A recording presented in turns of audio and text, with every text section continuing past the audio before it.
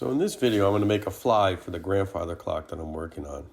You can see what I do first is I've got these small brass bushings that go on the arbor. You can see I take the OD of that, and then I pick a pin that's basically a little tiny bit bigger than that OD. That's going to be used to form a half moon in this fly. There's the flat pattern of the fly that I cut out on the mill.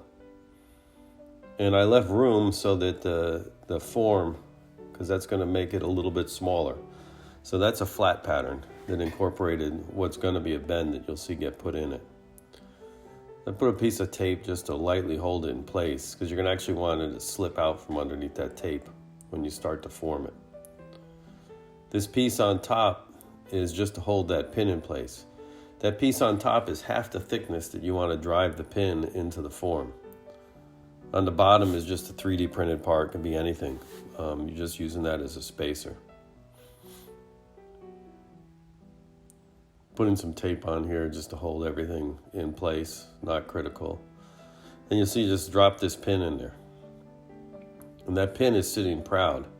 Then I put a piece of foam, and that foam's kind of important to hold everything in place and make sure there's pressure on those plates as you're pushing that pin down in there. Now I use just a machinist vise, and you can see put it into that vise, put the pieces in there, put the foam, and then you just clamp down on it. You could use an arbor or anything. You want to keep those parallel, and you want to just drive it down there nice and smooth. Then you basically crank down, and you want some kind of foam that will flatten, because you want that foam to get just there to hold those plates in place and hold the pin in, etc. You can see me putting quite a bit of pressure trying to get that driven in as far as I can. And that's about it, putting in that form.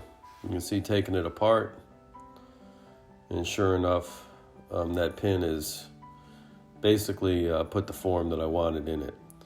That's going to give a surface you're going to see to put those two bushings. And it gives you a pretty nice way to make an easy form. Here I've got some bushings in place. I've got some flux I put on. Put a little bit too much, but that's no problem.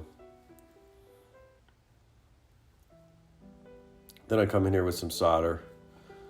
Propane torch, a smaller torch would have been good, but mine wasn't working at the time, so I had to resort to a larger one.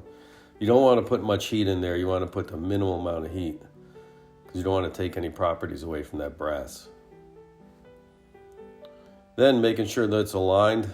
The form held it pretty well in line, of course, because it was made by a dowel pin. But it does move a little bit, get some solder in there, so just made sure that I cleaned that up. It's an 093 arbor that goes in, so just get an 093 drill.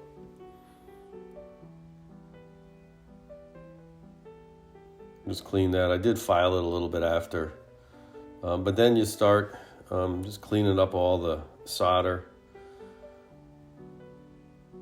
And then I wanted to polish it out before I put the spring on. And you'll see that occurring next.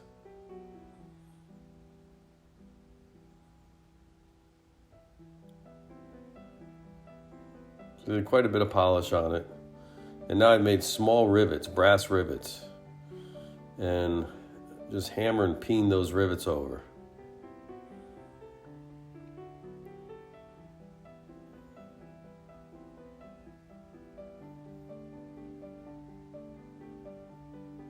So you see I polished up the pieces, because once you put this together, it's not as easy to have the surface to clean.